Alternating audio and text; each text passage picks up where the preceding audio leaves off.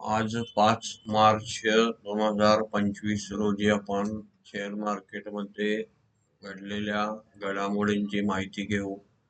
आज मार्केटमध्ये पाहिलं असता आपल्याला युटिलिटी आणि पॉवर स्टॉक मध्ये 1% चांगली वाढ होऊन आपल्याला सेन्सेक्स जो आहे तो 30 शेअरचा बनलेला असतो. तो आपल्याला 740 अंकाने 1% वाढून बंद झालेला दिसत आहे. आणि साधारण आपण निफ्टी पाहिला असता 22,337.30 अंकाने बंद होऊन आपल्याला 312 अंकाची आज वाढ झालेली दिसत आहे. ओव्हरऑल पाहिलं असता आपण ट्रम्प यांचं जे वन वे धोरण चालू होतं टॅरिफचं, त्याच्यामुळं त्यांच्या अंदाजानुसार डॉलर इंडेक्स मजबूत होणं, अमेरिकेची इकॉनॉमी आपल्याला स्ट्रॉंग करायची आहे. पण टॅरिफ असं वन वे वाढवून त्याचं साईड इफेक्ट किंवा उलट नुकसान म्हणलं तर इन्फ्लेशन तिथलं येणारं इम्पोर्ट जर कमी झालं बाहेर येऊन तिथली गरजांची पूर्तता नाही झाली तर तिथं इन्फ्लेशन वाढू शकतं. तिथं काही एका दिवसात उत्पादन होत नसतं, बाहेरनं माल जर येणारा किंवा टॅरिफ जास्त लावल्यामुळे जर कमी झाला तर असेल तिथल्या इन्व्हेंटरीचे रेट वाढायला चालू होऊन तिथे इन्फ्लेशनचा मार बसतो. त्याच्यामुळं एकतर्फी कोणतेही निर्णय असे फायदेशीर होत नसतात. त्यामुळं अमेरिकेचं सुद्धा आता डॉलर इंडेक्स जो मजबूत करण्यासाठी त्यांचा प्रयत्न चालू होतं. $110 पर्यंत मध्ये वाढला होता त्यांनी आले तेव्हा सुरुवातीला. त्याच्यानंतर आपल्याला आज तो $114 पर्यंत गेला होता या ऑक्टोबरमध्ये. साधारण आता $104 आपल्याला 104 आपल्याला डॉलर इंडेक्स दिसत आहे. त्यामुळं त्यांचं चलन थोडंसं बाहेरच्या देशाच्या करन्सीच्या प्रमाणानुसार आता कमी झालेलं आहे. त्यामुळे डॉलर सुद्धा आपल्याला आज 87च्या आत आलेलं दिसत आहे. त्यामुळं मार्केट ओव्हरऑल आपलं चांगलं वाढलेलं आहे. दुसरी एक गोष्ट, एक्सपायरीचे जे बदल केलेले आहेत ते आता गुरुवारी मंथली विकली ज्या एक्सपायरी होत्या त्या त्यांनी आठवड्याच्या पहिल्या दिवशी सोमवारी घेण्यासाठी एप्रिल पासून सुरू केलेलं आहे. त्याचे सुद्धा पोझिशन कव्हर करण्यामुळे मार्केट वाढलं असण्याची शक्यता आहे, अशा न्यूज होत्या. साधारण वाचनात आलेल्या आपण गोष्टी शेअर करत असतो. आज पाहिलं असता सेन्सेक्स आपल्याला 73,730.27 अंकाने बंद होऊन त्याच्यात 1%ची वाढ झालेली आहे. निफ्टीमध्ये पाहिलं असता आपण साधारण आपल्याला निफ्टीमध्ये 22,337 अंकाने 0.30 अंकाने बंद होऊन 254 अंकाने आपल्याला वाढलेला दिसत आहे. बँक निफ्टी पाहिली असता आपण 48,489.95 अंकाने बंद होऊन त्याच्यात 244 अंकाची वाढ झालेली आहे. आज इंडिया विक्स सुद्धा घटलेला आहे, फुट रायटिंग कमी आहे.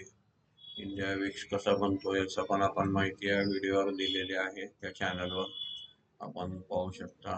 गोल्ड आज आपल्याला परत स्थिरावलेलं दिसत आहे, कालच्यापेक्षा 459 रुपयांनी कमी झालेला आहे. गोल्डचा आजचा रेट 85,567 दाखवत आहे.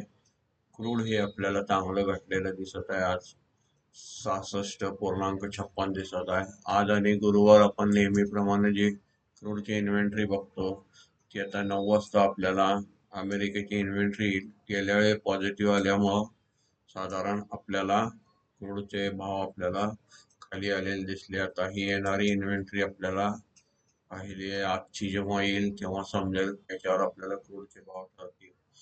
ओव्हरऑल अमेरिकेने चालवलेल्या टॅरिफ वॉर मध्ये त्यांचं पण बऱ्यापैकी नुकसान दिसायला लागले. आज आपण डाव जोन्स वगैरे पाहिलं असतं, त्याचे फ्युचर आहेत, अजून डाव जोन्स आपल्याला रिप्रेस दिसत नाही आहे. पण फ्युचर म्हणलं तरी डाव जोन्स मायनसच दाखवत आहे आपल्याला. त्यामुळे प्रत्यक्षात खुलल्यानंतर आपल्याला लक्षात येईल फ्युचर थोडं थोडं 15-20 पॉईंट फारसं काही नाही दाखवत प्लस, पण प्लस दिसत आहे. प्रत्यक्षात आपल्याला ओपन झाल्यावर आणि चित्र स्पष्ट होईल. आज आपण पाहिलं असता ग्लोबल मार्केटमध्ये आज आपल्याला युरोपियन मध्ये रिटर्न पाहिलं असता FTSE 20 पॉइंट प्लस दिसत आहे. आपण कॅप पाहिलं असता साधारण पॅरिस मार्केट आपल्याला 155 प्लस दिसत आहे. जर्मनी डॅक्स पाहिलं असता आपल्याला 714 प्लस दिसत आहे. पॉझिटिव्ह ट्रेंड आहे युरोपियन मार्केट. एशियन मार्केट मध्ये सुद्धा आपल्याला चांगलं वातावरण दिसत आहे. निफ्टी आपल्याला गिफ्ट निफ्टी जी आहे उद्या एक्सपायरी मुळे थोडीफार आता आपल्याला 59 अंकांनी कमी दिसत आहे. पण उद्या सकाळीपर्यंत आपल्याला माहित नाही त्याचं. साधारण जपानचा टोकियो आपण बघितला तर 87 प्लस आहे Nikki. State time 7 point plus आहे. हँगसेंग पाहिलं असता आपण 652 प्लस आहे. तैवान आपला पाहिला असता टायक्स 275 अंकांनी प्लस आहे. साधारण आपल्याला आज ओव्हरऑल मार्केट आपल्याला पॉझिटिव्ह दिसत आहे. गोल्ड मध्ये अजून विपरीत झालेला आहे. आता सध्या गोल्ड थोडं आपल्याला कमी झालेलं दिसत आहे आणि क्रूड ऑइल कमी झालेले ही आपल्याला एक पॉझिटिव्ह गोष्ट दिसत आहे. ओव्हरऑल मार्केटला पॉझिटिव्ह ट्रेंड बनायला लागलेला आपल्याला दिसत आहे. तरी पण आपल्याला पूर्ण एक महिन्याभराचा जी सलग मंदी आहे 4 ते 5 महिने त्याची लगेच विसर पडून उपयोग नाही. ओव्हरऑल मार्केटमध्ये आपल्याला आज टॉप गेनर्स पाहू आपण. टॉप गेनर्स मध्ये आज पॉवर आणि युटिलिटी स्टॉक वाढले असं आपण पाहिलं असतं. आता Adani Port, Tata Steel, Adani Enterprises, Power Grid, Mahindra and Mahindra, NTPC, बेल, Eicher Motor, ITC, Tata Motor, JSW Steel, Tech Mahindra, Britannia, Nestle India, Hindalco, SL Tech, PCL, Hero MotoCorp, Trent, Bharti Airtel इत्यादी आपल्याला आज गेनर मध्ये दिसत आहेत. लुजर मध्ये आज पाहिलं असतं आपण Bajaj finance, IndusInd bank, HDFC bank, Shriram finance साधारण आपल्याला हे लुजर मध्ये दिसत आहे. त्याच्यानंतर आपण आज FI चे फिगर पाहू. फंड ऍक्टिव्हिटी मध्ये डोमेस्टिक आपल्याला फंडनी आज 15,068.48 कोटीची खरेदी केलेली दिसत आहे. त्याच्यात 11,697.88 कोटीची विक्री केलेली दिसत आहे. नेट खरेदी आपल्याला 3,370.60 कोटीची नेट खरेदी दिसत आहे.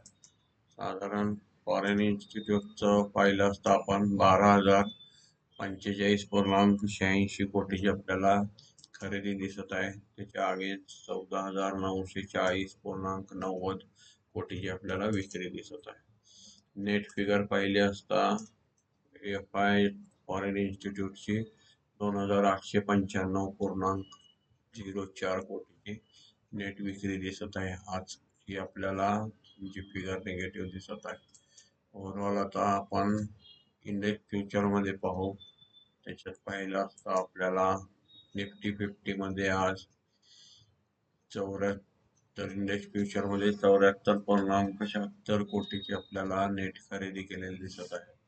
निफ्टी बँक मध्ये पाहिलं असता 167.98 कोटीची आपल्याला खरेदी केलेली दिसत आहे. निफ्टी फायनान्शियल सर्व्हिसेस मध्ये पाहिलं असता 0.30 आपल्याला कोटीची नेट विक्री दिसत आहे. निफ्टी मिडकॅप सिलेक्ट मध्ये पाहिलं असता आपण 170.42 कोटीची नेट खरेदी केलेली दिसत आहे. निफ्टी नेक्स्ट 50 मध्ये 2.27 कोटीची नेट विक्री केलेली दिसत आहे. साधारण FI आपण इंडेक्स ऑप्शन्स मध्ये पाहिलं असता निफ्टी 50च्या ऑप्शन्स मध्ये 1594.99 कोटीची नेट खरेदी केलेली दिसत आहे. निफ्टी बँक मध्ये पाहिलं असता 311.10 कोटीची नेट विक्री केलेली दिसत आहे. निफ्टी फायनान्शियल सर्व्हिसेस मध्ये पाहिलं असता 27.38 कोटीची नेट विक्री केलेली दिसत आहे. निफ्टी मिड कॅप सिलेक्ट मध्ये पाहिलं असता 31.01 कोटीची नेट खरेदी केलेली दिसत आहे. निफ्टी नेक्स्ट 50 मध्ये पाहिलं असता 89 कोटीची आपल्याला नेट खरेदी केलेली दिसत. आता आपण डेरिव्हेटिव्ह मध्ये पाहू. स्टॉक फ्युचर्स मध्ये आपण पाहिलं असता 842.75 कोटीची नेट खरेदी केलेली दिसत. ऑप्शन्स मध्ये पाहिलं असता आपण स्टॉक ऑप्शन्स मध्ये 656.26 कोटीची आपल्याला नेट विक्री केलेली दिसत आहे. स्टॉक ऑप्शन्स मध्ये विक्री आणि फ्युचर्स मध्ये खरेदी त्याचा इफेक्ट आपण नेहमी सांगतो त्याप्रमाणे आपण साधारण क्रॉस चेक करायला निफ्टीच्या ऑप्शन चेन मध्ये जाऊन ओपन इंटरेस्ट मध्ये आपल्याला प्रत्येक स्टॉक आणि इंडायसेस निफ्टी 15 बँक निफ्टी प्रत्येकाचं आपल्याला ओपन इंटरेस्ट किंवा उद्या होणारी एक्सपायरी साधारण कुठं आपल्याला जास्त ओपन इंटरेस्ट मध्ये सपोर्ट आणि रेजिस्टन्स आपण बघत असतो. जसं आता आपण इथं बँक निफ्टी मध्ये उद्या एक्सपायरी नाही आहे. आपण निफ्टी 50 मध्ये पाहू. निफ्टी 50 मध्ये आपल्याला ओपन इंटरेस्ट पाहिला असता साधारण आपण सपोर्ट इथं पाहत आहोत 22,200. आपल्याला साधारण मोठा सपोर्ट तयार झालेला दिसतो. इथले पुट रायटिंग झालेले आहेत आज 76,000. त्याच्यानंतर 22,000 पासून 22,000 आणि 21,800 हा जुना सपोर्ट होता स्ट्रॉंग. त्याच्यानंतरचे नवीन सपोर्ट म्हणलं तर आपल्याला आता थोडेसे वरती तयार झालेले दिसत आहेत. 22,200 आणि 22,300 इथे एक दिसत आहे. आणि रेजिस्टन्स म्हणलं तर आपल्याला आज 22,500 त्याच्यात आज ओपन इंटरेस्ट आपल्याला मायनस झालेलं दिसत आहे थोडं. आपण 22,400 आपल्याला जास्तीत जास्त 450 पर्यंत आपल्याला दिसत. आणि इथं 22,600 ला एक मोठा रेजिस्टन्स दिसत आहे. ओव्हरऑल आपल्याला ह्या रेंज मध्ये मार्केट फिरताना दिसत असते. त्याच्यावर आपल्याला ट्रेडिंग करण्यासाठी आणि आपला स्टॉक कुठंपर्यंत जाऊ शकतो किंवा निफ्टी कुठंपर्यंत जाईल त्याचे सपोर्ट कुठं आहेत याचा आपल्याला अंदाज येतो आणि ट्रेंड करण्यास मदत होते. त्याच्यानंतर आपण आज सेक्टरल मध्ये थोडं पाहू. आज सेक्टर कोणते चाललेत. अशी पाहिल्याप्रमाणे आपण साधारण सेक्टर इंडायसेस मध्ये आपल्याला आज निफ्टी ॲटो वाढलेली दिसत आहे 527 अंकाने. त्याच्यात प्रामुख्याने आपल्याला निफ्टी ॲटो मध्ये Motherson Sumi, Mahindra and Mahindra, Eicher Motor, Tata Motor, Bharat Forge, Bosch, Exide Industry, MRF इत्यादी आपल्याला 3-4% आसपास चाललेले दिसत आहे. त्याच्यानंतर निफ्टी आयटी मध्ये आपण पाहू. त्याच्यामध्ये आज 795 अंकाची वाढ झालेली दिसत आहे. त्याच्यामध्ये सुद्धा आपल्याला 8% पासून साधारण 1-2-4% बऱ्यापैकी चांगली आपल्याला वाढ झालेली दिसत आहे. Coforge limited, Persistent, L and T Technology, Tech Mahindra, Mphasis, HCL Tech, L and T Mindtree, Wipro, Infosys इत्यादी आपल्याला आज वाढ झालेली दिसत आहे. पीएसयू बँक मध्ये पाहिलं असता आपण 171 अंकाची वाढ झालेली दिसत आहे. त्याच्यामध्ये पीएसयू बँक आपल्याला SBI, Bank of India, Indian Overseas Bank, Central Bank, UCO Bank, Union Bank, Punjab National Bank, Punjab and Sindh Bank, Indian Bank, Canara Bank इत्यादी आपल्याला, Bank of Maharashtra, Bank of Baroda, overall सर्व पीएसयू बँक आपल्याला चांगले वाढलेले दिसत आहे. निफ्टी फायनान्शियल सर्व्हिसेस मध्ये 22 अंकाची आपल्याला वाढ दिसत आहे. निफ्टी फार्मा मध्ये पाहिलं असता आपण आज 300 अंकाची आपल्याला वाढ झालेली दिसत आहे. टॅरिफचे जवळजवळ जे आपल्याला प्रॉब्लेम होते फार्मा, ॲटो सेक्टर बऱ्यापैकी त्याच्यातून हे आपल्याला उभारून वर आलेले दिसत आहे स्टॉक. आणि साधारण आपण पाहिलं असता त्याच्यात 4%-3% चांगली वाढ दिसत आहे. एफएमसीजी मध्ये पाहिलं असता निफ्टी आपण 754 अंकाची वाढ झालेली दिसत आहे. निफ्टी मेटल मध्ये पाहिलं असता आपण त्याच्यात 37 अंकाची वाढ झालेली दिसत आहे. निफ्टी रिअल्टी मध्ये पाहिलं असता आपण 18 अंकाची वाढ झालेली. निफ्टी निफ्टी मीडियामध्ये पाहिलं असता आपण 44 अंकाची वाढ झालेली दिसत. निफ्टी एनर्जी मध्ये पाहिलं असता आपण 860 अंकाची वाढ झालेली दिसत. निफ्टी प्रायव्हेट बँक मध्ये पाहिलं असता आपण 130 अंकाची वाढ झालेली दिसत. निफ्टी इन्फ्रा मध्ये पाहिलं असता आपण 166 अंकाची आपल्याला वाढ झालेली दिसत. ओव्हरऑल आपल्याला कोणकोणत्या सेक्टरमध्ये पॉझिटिव्ह आलेलं आहे किंवा वाढ झालेली आहे ते आपण पाहिलं असून आता उद्या एक्सपायरीचा ट्रेंड कसा होतो ते आपण पाहू. साधारण थोडीशी इन्व्हेंटरी आल्यानंतर आपल्याला त्याच्यात सुद्धा बऱ्यापैकी चित्र स्पष्ट होईल. ओव्हरऑल मार्केटला एक्सपायरीमध्ये फार मोठ्या पोझिशन किंवा अचानक वाढले आता ते टिकतंय की नाही हे फार महत्वाचं आहे. रिकव्हरी आलेली आहे का नाही अजून सांगू शकत नाही आपण.